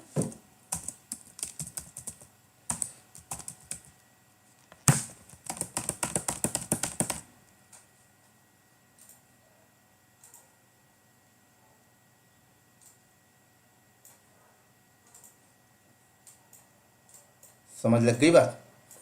तो यहां पर क्या हुआ देखो, यहां पर पाइथन में एक ही बार कंपाइल करना पड़ा, वो बाइट कोड सब में चल रहा है। कंपाइल आपको बार बार नहीं करना पड़ा, डेवलपर को ज्यादा बर्डन नहीं आया यहां पर। ये तो खास बात है पाइथन की, एक ही बार कंपाइल करना पड़ा, इसलिए कहा जाता है ये क्रॉस प्लेटफॉर्म लैंग्वेज है। क्रॉस प्लेटफॉर्म, एक ही बार कंपाइल, सोर्स कोड एक ही बार, वही source code. C plus plus में क्या करना पड़ता था, कई बार तो ऐसा होता है कि टर्बो जिस सोर्स कोड के सिंटेक्स को सपोर्ट करता है, जीसीसी उस सिंटेक्स को सपोर्ट नहीं कर रहा, तो सोर्स कोड में चेंजेस करना पड़ता था। यहां पे तो सोर्स कोड को चेंजेस ही नहीं करना, कंपाइल भी एक ही बार करना, बस वही बाइट कोड सब में चल रहा। ये उनका अपना फीचर है, पीवीएम दे रहे हैं, पाइथन वर्चुअल मशीन। समझ आ गई मेरी बात यहां पर? चलो अब थोड़ा सा और एक इंटरेस्टिंग चीज यहां पे समझो, देखो बहुत इंपॉर्टेंट चीज बता रहा हूं। अब क्या होता है इसके अंदर का प्रोसेस समझो थोड़ा सा। देखो क्या होता है, यहां पर बीच में इंटरप्रेटर भी साथ में काम कर रहा है। कैसे? जिसकी वजह से लोग कहते हैं पाइथन इज अ इंटरप्रेटर। समझाता हूं अभी। पहले सी में आ जाओ। सी में क्या होता था, कंपाइलर सोर्स कोड को उठाता था, पूरे सोर्स कोड को कंपाइल करता था, मशीन कोड बना देता था। अब ये मशीन मशीन कोड यहां पे चल जाती थी। लेकिन अगर हम यहां पर देखें तो पीवीएम क्या करता है पता है? पीवीएम जैसे कंपाइलर सोर्स कोड को कंपाइल किया, कंपाइल होने के बाद बाइट कोड बना, बाइट कोड 4 लाइन का बना। तो अब ये पीवीएम क्या करता है, ये पीवीएम बाइट कोड की पहली लाइन उठाता है, बाइट कोड की पहली लाइन उठाता है, उस पहली लाइन को मशीन कोड में कन्वर्ट करता है। मशीन कोड में कन्वर्ट करने के बाद वो मशीन कोड यहां पे रन होती है, उसके बाद ये मशीन कोड डिलीट हो जाती है। फिर पीवीएम क्या करेगा, इस बाइट कोड के दूसरी लाइन को उठाएगा, दूसरी लाइन को उठा के मशीन कोड में कन्वर्ट करेगा, मशीन कोड में कन्वर्ट करने के बाद उसे यहां पे रन करेगा और रन करके ये मशीन कोड को डिलीट कर देगा। फिर ये पीवीएम क्या करेगा, मशीन कोड बाइट कोड की तीसरी लाइन उठाएगा, तीसरी लाइन को उठा के मशीन कोड में फिर कन्वर्ट करेगा, मशीन कोड में कन्वर्ट होने के बाद उस मशीन कोड को इसमें रन करेगा और फिर इस मशीन कोड को डिलीट कर देगा। फिर बाइट कोड क्या करेगा, फिर पीवीएम क्या करेगा, इस बाइट कोड के चौथी लाइन को उठाएगा, चौथी लाइन को उठाएगा, मशीन कोड में कन्वर्ट करेगा, मशीन कोड में आने के बाद वो मशीन कोड यहां पे रन करेगा और इस मशीन कोड को डिलीट कर देगा। तो ये क्या हो रहा है, इंटरप्रेटेड की टाइप, इंटरप्रेटेड किस तरह से काम कर रहा है, इसी को कहते हैं इंटरप्रेटेड। एक एक करके एक एक लाइन उठा के चलना। ये पीवीएम ऐसा नहीं कर रहा है यहां पर कि बाइट कोड की चारों लाइन उठाए और उसको मशीन कोड में कन्वर्ट करे और रन करे, ऐसा नहीं कर रहा। ऐसा सी करता है। सी क्या करता है, सोर्स कोड को पूरा, सी का कंपाइलर क्या करता है, पूरे सोर्स कोड को उठाया, सोर्स कोड में 50 लाइन है, पूरे सोर्स कोड को उठाया, कंपाइल किया, कंपाइल करके मशीन कोड बनाया, मशीन कोड बनाकर इसे रन कर दिया, यहां पर बात खत्म। राइट? और मशीन कोड भी यहां पर अवेलेबल है। लेकिन यहां पर क्या होता है कि एक लाइन उठाता है, मशीन कोड बनाता है, मशीन कोड बना के उसे रन करता है और रन करके मशीन कोड को डिलीट कर देता है। समझ में आ रही मेरी बात यहां पर? तो इसको, ये जो प्रोसेस होता है इसको कहते हैं इंटरप्रेटेड प्रोसेस। समझ में आ रही? और इसीलिए लोग मार्केट में बोलते हैं Python is a interpreted language. Right? लेकिन पाइथन की एक और खास बात मैं आपको बताता हूं। पाइथन की जो टीम है ना, वो कहती है कि ये वाला जो पोर्शन है ना, ये वाला पोर्शन मैं अपने प्रोग्रामर को नहीं दिखाना चाहती। ये वाला पोर्शन, ये वाला पोर्शन, और ये वाला पोर्शन क्या कर रहा है, ये कंपाइल कर रहा है। ये पोर्शन पाइथन में कंपाइलिंग का हो रहा है। तो पाइथन की जो टीम है वो अपने प्रोग्रामर से ये वाला पोर्शन दिखाती ही नहीं है, वो सिर्फ ये वाला पोर्शन शो करती है। तो ये वाला पोर्शन जब शो करती है तो 99% लोग पाइथन को कहते हैं Python is a interpreted language. Industry में काम करने वाले लोग भी कहते हैं Python is a interpreted language. लेकिन आज मैं उन बंदों को बताना चाहता हूं दोस्तों, पाइथन इंटरप्रेटेड लैंग्वेज तो है, लेकिन पाइथन साथ में कंपाइलर भी है, कंपाइलर भी करता है। 99% लोगों को ये बात नहीं पता कि पाइथन कंपाइल करता है। जरा पूछिए उनसे तो ये कहते हैं कि पाइथन कंपाइल करता ही नहीं है, पाइथन इंटरप्रेटेड में चल रहा है। मैंने ऐसे ऐसे बंदों से बात की है जिन्हें अभी पूरा पाइथन में वो काम भी कर रहे हैं इंडस्ट्री के अंदर, लेकिन उन्हें अभी ये नहीं पता कि पाइथन कंपाइल भी करता है। वो ये कहते हैं कि सर पाइथन सिर्फ इंटरप्रेट करता है। अरे दोस्तों, पाइथन कहती है कि मैं अपने कस्टमर से ये पार्ट छुपा के रखती हूं, लेकिन मेरा कस्टमर चाहे तो ये कंपाइलर के प्रोसेस को देख भी सकता है। सोर्स कोड मेरा कंपाइलर सोर्स कोड उठा के जब कंपाइल करता है, बाइट कोड बनाता है, उस बाइट कोड को भी देख सकता है, उस कंपाइलर के प्रोसेस को भी देख सकता है। हाँ, मैं अपने कस्टमर को सिंटेक्स वाइज इजी रखने के लिए, ये तामझाम ना दिखाने के लिए, मैं फेमस ही इस बात पे हूं कि पाइथन इज इजी लैंग्वेज है, इसलिए मैं अपने कस्टमर को ये चीज नहीं दिखाती। कस्टमर को सिर्फ ये वाला चीज दिखता है, तो कस्टमर को अंदर की बात पता ही नहीं होती। कई प्रोग्रामर कहते हैं कि पाइथन कंपाइल करता ही नहीं, पाइथन इंटरप्रेट करता है। लेकिन आज मैं आपको बता दूं, पाइथन कंपाइल पहले करता है, बाद में इंटरप्रेट का प्रोसेस स्टार्ट होता है। और ये चीज मैं ऐसे नहीं बोल रहा, ये चीज मैं प्रैक्टिकल में दिखाऊंगा आपको, कंपाइलर के प्रोसेस, पाइथन में कंपाइल का प्रोसेस मैं आपको प्रैक्टिकल में दिखाऊंगा, कंपाइल करके बाइट कोड बनाएगा, उस बाइट कोड को मैं आपको दिखाऊंगा, तब जाके आपको प्रूफ होगा। तो नेक्स्ट वाले लेक्चर में जब हम पहुंचेंगे प्रैक्टिकल में, सारा पहले मैं आपको यही करके दिखाऊंगा, क्योंकि प्रूफ तो तभी होगा ना, राइट? क्योंकि बहुत सारे बंदे इस लेक्चर को तैयार होने के बाद बहुत सारे बंदे पढ़ेंगे इस लेक्चर को, और जो पाइथन में काम कर रहे हैं और जो जिन्हें अभी तक पता नहीं है कि पाइथन कंपाइल करता है, तो मेरी बात को काटेंगे, तो मैं प्रूफ करूंगा इस प्रैक्टिकल को, तभी जाके उन्हें विश्वास होगा, राइट? तो उम्मीद करता हूं आपको समझ लग गया होगा, राइट? अब कई बार इंटरव्यू में पूछा जाता है कि भाई यहां पे इंटरप्रेटेड कहां है, तो इंटरप्रेटेड जो होता है ना, पीवीएम के अंदर होता है। जैसे ये पीवीएम इंस्टॉल किया तो पीवीएम के अंदर ही इंटरप्रेट होगा, यहां पे इंटरप्रेटेड होगा। समझ में आ गया? तो इंटरप्रेटर जो होता है वो पीवीएम का ही सब पार्ट है एक प्रकार से। तो उम्मीद करता हूं सारी चीज आपको समझ लग गई होगी,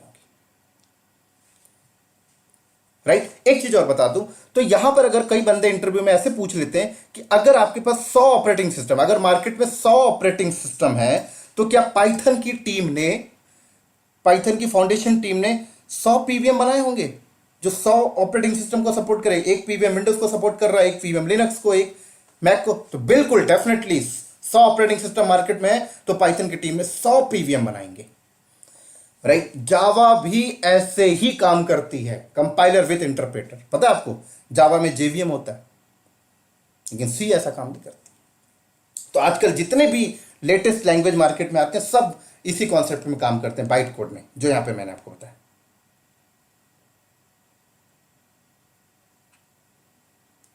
राइट? उम्मीद करता हूं दोस्तों समझ लग गई होगी। चलो अब थोड़ा सा और आगे चलते हैं,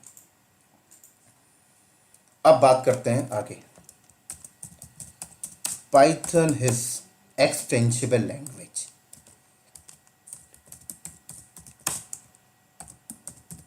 क्या मतलब है पाइथन इज एक्सटेंसिबल लैंग्वेज?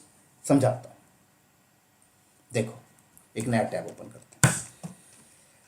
जब बड़ी बड़ी कंपनी में कोई बड़े बड़े प्रोजेक्ट्स आते हैं ना, तो वो प्रोजेक्ट्स पे ना, कोई वो प्रोजेक्ट्स किसी एक लैंग्वेज में नहीं बनता, बहुत सारी लैंग्वेज पे वो प्रोजेक्ट्स बनता है। जैसे कंपनी में एक नया प्रोजेक्ट्स आया, तो उसके कुछ पार्ट मान लीजिए पाइथन में लिखे गए, पाइथन में उसकी कोडिंग हुई कुछ पार्ट की,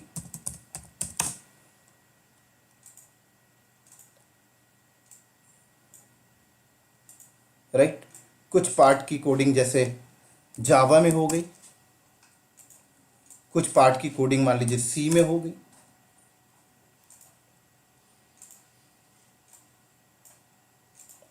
कुछ पार्ट की कोडिंग मान लीजिए C++ में होगी। तो अब एक प्रोजेक्ट में 4 लैंग्वेज हो गई, राइट? तो अब मेरे को यहाँ पर पाइथन को कोड को कॉल कराना पड़ेगा जावा पे, पाइथन के कोड को मुझे सी पे, राइट? तो Python as a primary language use कर रहा हूं मैं, और ये तीनों as a secondary language use कर रहा हूं। तो यहां पर क्या हुआ देखो, पाइथन से मुझे जावा पे भी कॉल, जावा के कोड को भी कॉल करना पड़ा, पाइथन से सी को भी, और पाइथन से C++ को। तो ये एक प्रकार से एक्सटेंड हो गया पूरा। तो इसको हम लोग कहते हैं एक्सटेंसिबल लैंग्वेज। तो पाइथन के अंदर ये फीचर है कि आप पाइथन से किसी अदर लैंग्वेज में भी कॉल करा सकते हैं। और अभी करंट में देखा जाए तो 28-29 ऐसे लैंग्वेज हैं जिसको कॉल कर सकते हैं पाइथन से। तो इसलिए पाइथन को कहा जाता है एक्सटेंसिबल लैंग्वेज। तो अगर आप यूट्यूब में देखें तो यूट्यूब जो बना है उसमें उसके कुछ पार्ट पाइथन में लिखे गए, कुछ सी में, कुछ जावा में। तो कहीं ना कहीं यहां पर देखा जाए पाइथन इज एक्सटेंसिबल लैंग्वेज है, राइट? ऐसा कैसे होता है? इसके लिए पाइथन की जो टीम है वो पाइथन को डिफरेंट डिफरेंट लैंग्वेज में इंप्लीमेंटेशन की गई है। समझ सकते हैं यहां पर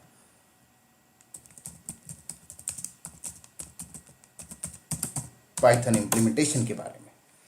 तो पाइथन को डिफरेंट डिफरेंट लैंग्वेज में इंप्लीमेंटेशन की गई है।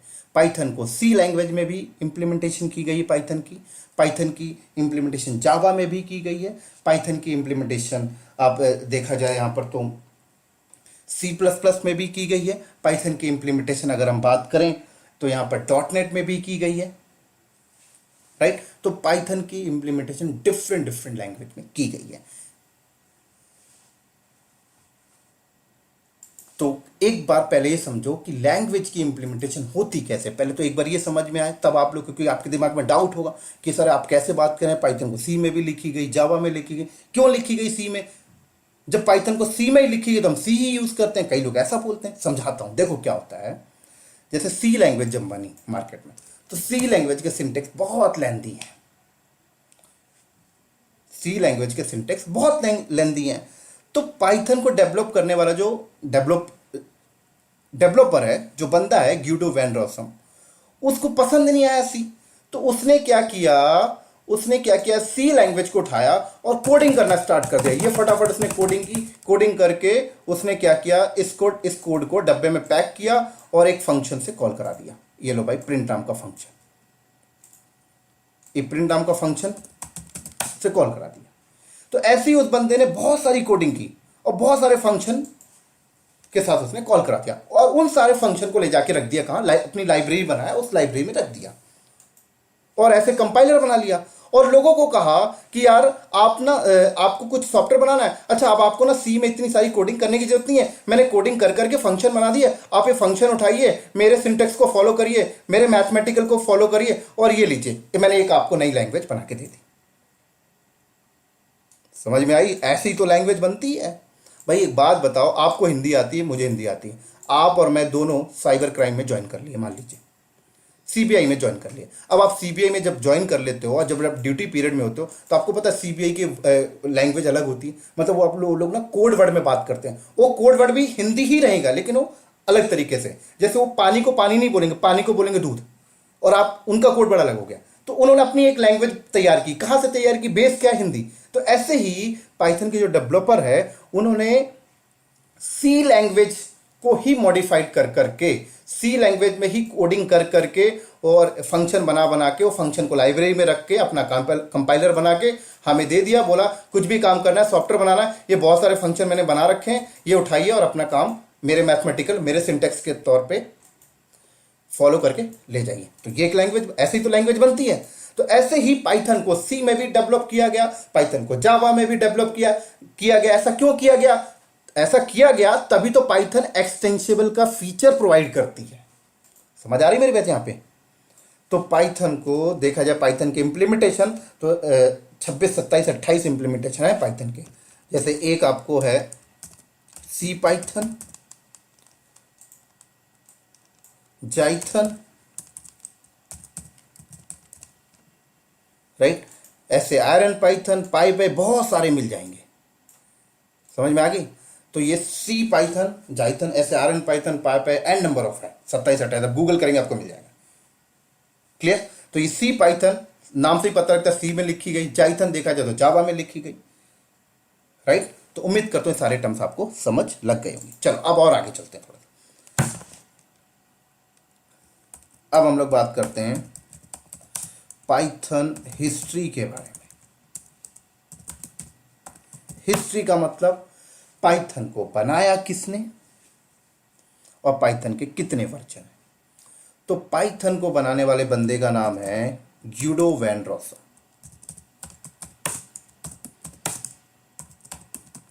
राइट। और इसने पाइथन को स्टार्ट किया था डेवलप करना 1989 में, और 2 साल लग गए थे। 1991 में इसने पाइथन को डेवलप कर दिया, राइट। और डेवलप करने के बाद इसने एक संस्था तैयार किया, एक छोटा सा ग्रुप तैयार किया। उस ग्रुप का नाम है PSF, stand for Python software foundation. और ये संस्था, और ग्यूडो वैन रॉसम भी इसी संस्था में काम कर रहे हैं अभी, और ये पाइथन के पूरे वर्जन को रिलीज करते हैं, राइट। और इतने सारे इंप्लीमेंटेशन में PSF जो मैनेज करती है, PSF जो वर्जन लॉन्च करती है, वो सी पाइथन, मतलब PSF सी पाइथन को मैनेज करती है। बाकी अदर इंप्लीमेंटेशन को अलग अलग ऑर्गेनाइजेशन है, क्योंकि ओपन सोर्स है, लोगों ने उठा के मैनेज किया। तो अगर आपसे कोई इंटरव्यू पूछता है कि इतने सारे इंप्लीमेंटेशन में PSF किसको मैनेज करे, PSF सी पाइथन को मैनेज करे। तो जो भी PSF नए वर्जन लाती है, जो भी फीचर्स चेंज करती है, सी पाइथन में करती है, बाकी जितने भी इंप्लीमेंटेशन है उनको फॉलो करते रहते हैं। समझ आ गई मेरी बात यहाँ पे? चलो, तो अगर हम देखें कितने सारे इंप्लीमेंटेशन, कितने वर्जन्स हैं पाइथन के, सी पाइथन के, तो आप गूगल कर सकते हैं यहाँ पर।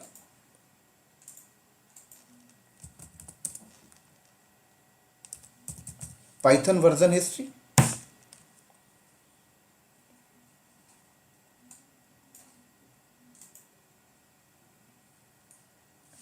तो देख सकते हैं इतने सारे पाइथन के वर्जन हैं, देख सकते हैं, देख सकते हैं, देख सकते हैं। और लेटेस्ट आप देखिए, ये देखिए 3.9.5। अब यहाँ पर एक मजे की बात आपको बताता हूँ। देखिए पाइथन 2.0 कब आया? 2000, 16 अक्टूबर 2000 को आया, ठीक है।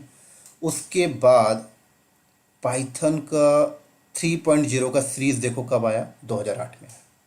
तो आप मानते हैं कि अगर पाइथन 2.0 के बाद पाइथन 3.0 आया, तो अब पाइथन 3.0 के बाद जो फर्दर जो भी आएंगे नए वर्जन, वो आप 3 के ऊपर ही आएंगे। 2 को तो बंद कर दिया ना, यही समझोगे ना आप कि 2 के सीरीज को बंद कर दिया, तभी तो 3 लाया।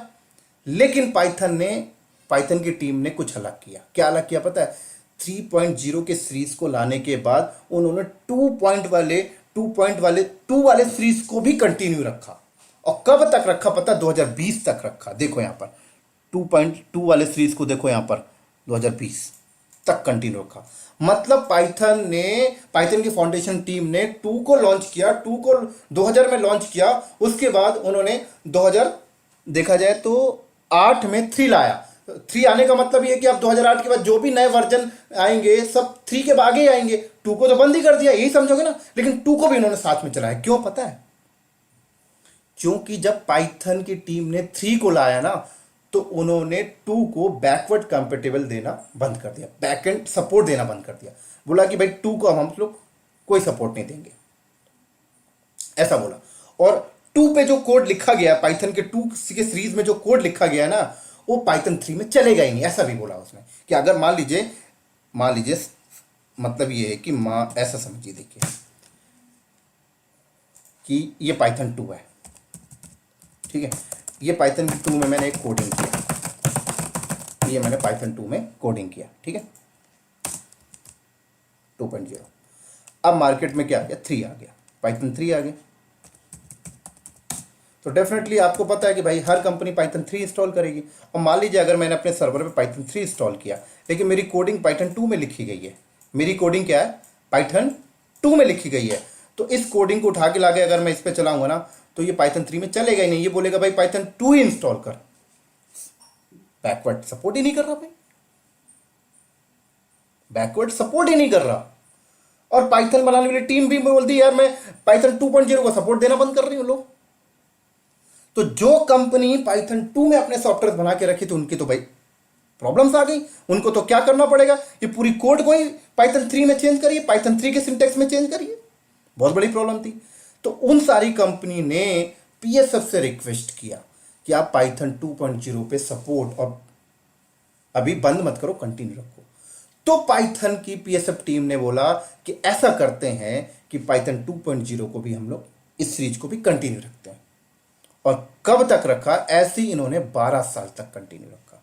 तो राइट, तो देखा जाए तो पाइथन 2 को इन्होंने देखा जाए 20 अप्रैल 2020 को बंद किया। 12 साल का इन्होंने टाइम दिया। 2008-7 में इन्होंने ऐसा किया, बोला था, और 20 में 12 साल का टाइम दिया कि ठीक है भाई आप अपने सॉफ्टवेयर को अपडेट कर लो तब तक मैं आपको। तो इन्होंने देखा जाए पाइथन 2.2 वाले सीरीज को भी इन्होंने कंटिन्यू करते गए। देखो 2016, हालांकि ऐसा होता नहीं है, 3 आने के बाद फिर नीचे वाले को थोड़ी लाया जाता है, आगे चला जाता है। लेकिन पीएसएफ ने ऐसा किया लोगों को ध्यान में रखते हुए। समझ आ गई मेरी बात यहाँ पे? चलो, तो ये थी दोस्तों पाइथन की हिस्ट्री और पाइथन का इंट्रोडक्शन।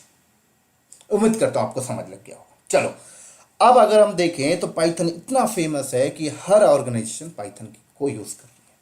और आने वाला जो टाइम है 2025 का, वो देखना, आने वाला टाइम 2025 का डेटा साइंस का है, मशीन लर्निंग का है, आर्टिफिशियल इंटेलिजेंसी का है, डेटा एनालिसिस का है। और इन सब में काम करने के लिए आपको पाइथन आना चाहिए। तो आप अगर अभी से पाइथन की तैयारी करेंगे तब जाके आप अपने 2025-30 वाले ईयर को सिक्योर कर पाएंगे। अगर आप आईटी इंडस्ट्री में जमे रहना चाहते हैं तो दोस्तों अभी से पाइथन स्टार्ट कर दें, तभी जाके आप आगे मार्केट में अच्छे से टिक पाएंगे, नहीं तो बहुत बड़ी प्रॉब्लम होगी। राइट। अब यहां पर पता बहुत बड़ी समस्या आती बंदों को ना थोड़ा सा करियर पार्ट डिसाइड करने में। कई बार ऐसा होता है कि बहुत सारे ऐसे बंदे हैं जिनको पाइथन आती भी है लेकिन फिर भी वो अपने करियर को आगे नहीं ग्रोथ कर पा रहे। बहुत सारे ऐसे बंदे हैं जिनको एडमिन आता है, लिनक्स आता है, डॉकर कुबरनेटिस पूरा डेवऑप्स आता है, लेकिन फिर भी वो अपने आप को ग्रोथ नहीं कर पा रहे। ऐसा क्यों भाई? बहुत सारे मार्केट में ऐसे बंदे आपको मिलेंगे जिनको पाइथन क्या सी भी आता है, जावा भी आता है, पाइथन भी आता है, सी प्लस प्लस भी आता है, डॉटनेट भी आता है, लेकिन फिर भी ग्रोथ नहीं कर पाते। बहुत सारे मार्केट में ऐसे बंदे जो पूरा डेवऑप्स जाते हैं लेकिन फिर भी ग्रोथ नहीं कर पा रहे। कहां पे समस्या आती है? चलो, जो बंदे अच्छे से डेवलपमेंट जानते हैं, जो बंदे अच्छे से कोडिंग जानते हैं, जो सी को अच्छे से जानते हैं, राइट, जावा को अच्छे से जानते हैं, पाइथन को अच्छे से जानते हैं, वो चलो कहीं ना कहीं अपने आप को सिक्योर कर लेते हैं। वो गूगल जैसी कंपनी में ज्वाइन कर लिए, करोड़ों का पैकेज उनको मिल जाता है। फेसबुक में ज्वाइन कर लिया, करोड़ों का पैकेज उनको मिल जाता है। लेकिन जो डेवऑप्स इंजीनियर है वो देखा जाए तो 40-50 लाख के ही पैकेज में टिका रहता है, पूरी लाइफ खत्म हो जाती है। अगर डेवऑप्स इंजीनियर की बात करें, जाना चाहता है 1 करोड़ के पैकेज में, तो कौन कंपनी देगी भाई डेवऑप्स इंजीनियर को 1 करोड़ का पैकेज? तो 1 करोड़ का पैकेज डेवलपर तो चलो ठीक है, कोर लेवल पे डेवलपमेंट कर रहा है, प्रोडक्ट बेस्ड कंपनी में काम कर रहा है, तो करोड़ रुपए का पैकेज उसे गूगल दे देती है, गूगल दे देगी, याहू दे देगी, फेसबुक दे देगी। लेकिन डेवऑप्स इंजीनियर चाहता है कि मैं भी करोड़ के पैकेज में जाऊं, तो क्या उसे एचसीएल देगी करोड़ का पैकेज? क्या उसे टीसीएस देगी इंडिया में? क्या उसे विप्रो देगी? कोई डेवलपमेंट थोड़ी कर रहा है, कोई प्रोडक्ट थोड़ी बना रहा है, सर्विसेज दे रहा है यार। तो सर्विसेज बेस बंदों को कितना मिलता है? ज्यादा से ज्यादा 40-50। अब बाहर चले गए तो 80 लाख हो गए, 90 लाख हो गए, 1.5 करोड़ हो गया, चलो मान लो। लेकिन जब मोटा पैसा अगर आपको चाहिए आईटी इंडस्ट्री में, तो आपको ये क्रोनोलॉजी समझनी पड़ेगी, डेवऑप्स विथ लैंग्वेज कैसे कमाया जाए पैसा। अभी समझाता हूं आपको 10 मिनट में। देखो, उसके लिए आपको गूगल जैसी कंपनी में जाना होगा इंटरव्यू देने। और गूगल जैसी कंपनी में अगर आप इंटरव्यू देने जाते हैं तो सिर्फ डेवऑप्स की नॉलेज से काम नहीं बनेगा, आपको पास प्रोग्रामिंग लैंग्वेज होनी चाहिए। क्या होनी चाहिए? आपके पास प्रोग्रामिंग लैंग्वेज होनी चाहिए। क्योंकि अगर आप गूगल जैसी कंपनी में जाते हैं इंटरव्यू देने, डेवऑप्स इंजीनियर एज अ हो आप, और गूगल जैसी कंपनी में इंटरव्यू देने जाते हैं, तो वहां पर आपको ये सारी चीजें नहीं पूछा जाता कि बताइए नोड क्या होता है, क्लस्टर क्या होता है, कैसे। आपको सिनेरियो दिया जाता है, आपको कहा जाता है कि आपको एक प्रोजेक्ट आया आपके पास, एक वेब एप्लीकेशन आपको डिजाइन करवाना है, ऐसे बोला जाएगा। एक वेब एप्लीकेशन आपको डिजाइन करना है, और उस वेब एप्लीकेशन की पूरी डिजाइनिंग, पूरी कोडिंग, पूरी प्रोग्रामिंग से लेके उसकी इंप्लीमेंटेशन, उसका कस्टमर लोड, पूरा का पूरा डेटाबेस मैनेजमेंट, एप्लीकेशन मैनेजमेंट, उसका बैकअप मैनेजमेंट, पूरा आपको एक्सप्लेन करिए कैसे करेंगे। पूरा वेब एप्लीकेशन की डिजाइनिंग के साथ साथ पूरा आपको डायग्राम में एक्सप्लेन करना पड़ता है। वो आपको मार्कर दे देंगे, आपको बोर्ड आपके सामने रहेगा, आपको 45 मिनट 1 घंटा आपको पूरा समझाना पड़ेगा, जैसे ये मैं आपको समझा रहा हूं। तब जाकर आपको करोड़ों का पैकेज मिलेगा। कैसे समझाता हूं, देखो।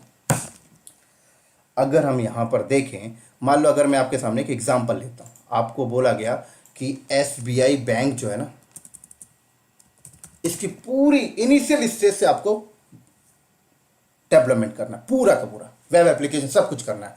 तो कैसे करेंगे? आपने जैसे यहां पर लगा दिया वेब सर्वर, ठीक है। अब वेब सर्वर के लिए आप क्या करना पड़ता है? वेब सर्वर के लिए वेब डिजाइनिंग करनी पड़ेगी आपको, है ना। तो वेब डिजाइनिंग के लिए क्या होता है भाई? वेब डिजाइनिंग जो होते हैं ज्यादातर किस में होते हैं? आपके HTML में, CSS, जावास्क्रिप्ट, राइट। इसमें आप वेब डिजाइनिंग करेंगे, और वेब डिजाइनिंग करके आप अपना वेब सर्वर रेडी करेंगे। तो कहीं ना कहीं देखा जाए, अगर आप गूगल जैसी कंपनी में जाना चाहते हैं तो आपको HTML, CSS या जावास्क्रिप्ट तीनों में कोई एक आनी चाहिए, तभी आप वेब डिजाइनिंग के बारे में नॉलेज रखेंगे। चलो, आपने वेब डिजाइनिंग कर दी, अब बात आती है भाई एप्लीकेशन की भी इम्प्लीमेंटेशन करनी है, एप्लीकेशन भी बनानी है। तो एप्लीकेशन बना दिया आपने, चलो एप्लीकेशन किस लैंग्वेज में बनेगी अभी भी पूछा जाएगा आपसे, पूछा नहीं बनवाया भी जाएगा आपसे। तो चलो ठीक है, एप्लीकेशन बनाने के लिए आप यूज कर लिया आपने, पाइथन यूज कर लो, चलो जावा यूज कर लो, कोर जावा, सी यूज कर लो, C++ यूज कर लो, .NET यूज कर लो एप्लीकेशन बनाने के लिए। एप्लीकेशन बनाया और आपने अपनी एप्लीकेशन इस सर्वर पे रन कर दिया। तो ये हो गया आपका वेब सर्वर, ये हो गया आपका एप्लीकेशन सर्वर। अब बोला गया डेटाबेस मैनेजमेंट भी आपको करना है, तो आप डेटाबेस मैनेजमेंट भी लो भाई, डेटाबेस की भी डिजाइनिंग करो। ये डेटाबेस रहा। अब डेटाबेस आप कौन सा यूज कर रहे हो, ऑरेकल का, माईसीक्वल का, सीक्वल का, जो भी आपको यूज करना है। यहाँ पे डेटाबेस की भी फिर आपको नॉलेज होनी चाहिए, डेटाबेस मैनेजमेंट की। चलो मैंने ऑरेकल का यूज कर लिया। अब डेटाबेस मैनेजमेंट भी आप देख रहे हो, एप्लीकेशन भी मैनेजमेंट भी आपको ही देखना है, वेब डिजाइनिंग भी आपको देखना है, पूरा आपको देखना है। उसके बाद कहा गया भाई डेटाबेस में जो डेटा आएगा उसको, उसके लिए स्टोरेज लगाना है, तो लोग स्टोरेज मैनेजमेंट की भी नॉलेज हो, स्टोरेज की भी नॉलेज हो आपको, सैन स्टोरेज रखना है, नैस रखना है, क्या रखना है भाई। आप पूरी की पूरी SBI की एप्लीकेशन पूरा इनिशियल स्टेज से आप डेवलप कर रहे हो, पूरा स्ट्रक्चर बना रहे हो। ऐसा नहीं कि डेवलप करके बस छोड़ दो, पूरा आर्किटेक्चर डिजाइन करो, पूरा इंप्लीमेंटेशन करो, कस्टमर के लोड को देखो, सब कुछ देखना पड़ेगा भाई आपको। तभी तो आपको गूगल में मिलेगा ना 3 करोड़, 4 करोड़, 5 करोड़, 7 करोड़ का पैकेज। समझ आ रही मेरी बात यहाँ पे। ये पूरी अभी पूरी डिजाइनिंग कंप्लीट हुई मान लीजिए, तो कहा गया भाई इसको इंटरनेट में एक्सपोज करो, तो ये लो भाई यहाँ पे इंटरनेट में एक्सपोज किया गया। ये रहे आपके कस्टमर भाई साहब।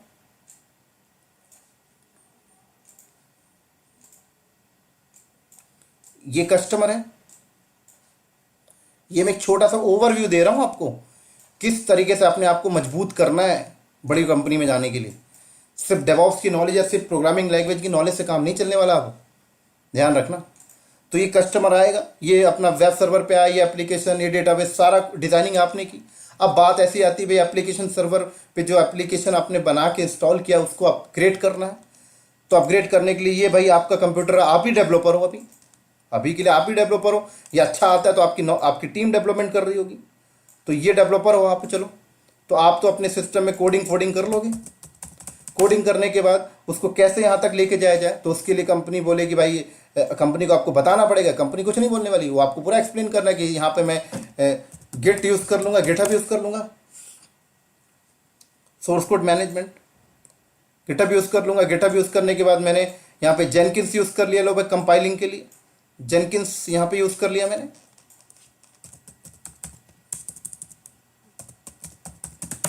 जेनकिंस में मैंने कंपाइलेशन की प्रोसेस करवा ली है।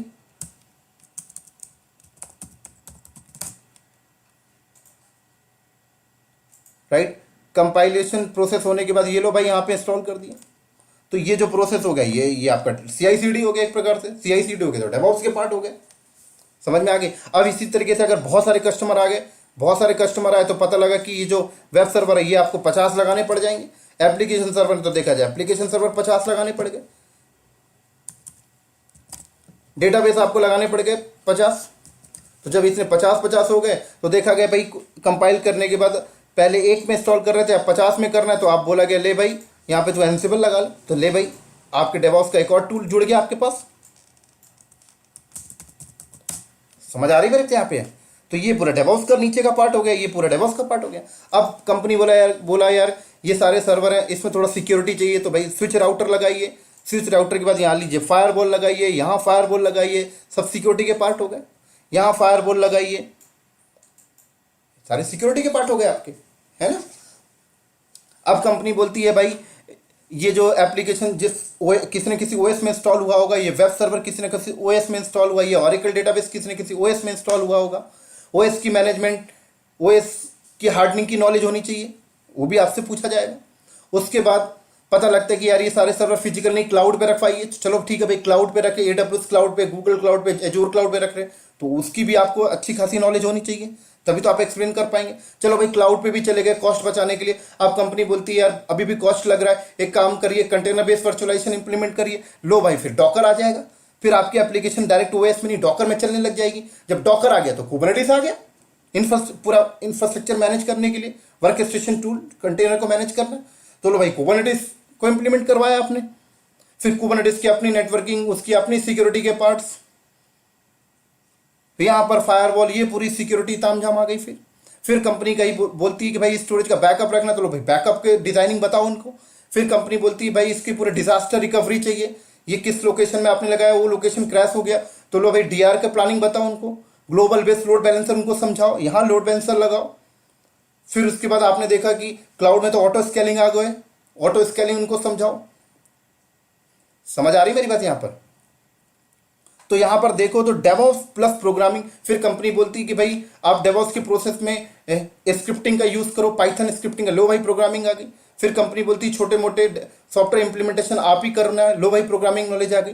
तो अगर आप कंपनी में चाहते हैं मोटा पैसा लेना, तो दोस्तों ये आर्किटेक्चर पूरा आपको क्लियर होना चाहिए। सिर्फ आपको डेवऑप्स की नॉलेज से काम नहीं होगा। सिर्फ अगर जो बंदे डेवलपमेंट की नॉलेज जानते हैं और सोचते हैं मैं अच्छा पैकेज ले लूंगा, कहीं ना कहीं डिफिकल्ट है। फिर डेवलपमेंट की नॉलेज है तो अच्छी होनी चाहिए कि आप कंपनी में बैठे तो आपकी तूती बोल रही है, आप प्रोडक्ट, आपके बेस में कंपनी प्रोडक्ट बेच रही है, तो ठीक है भाई।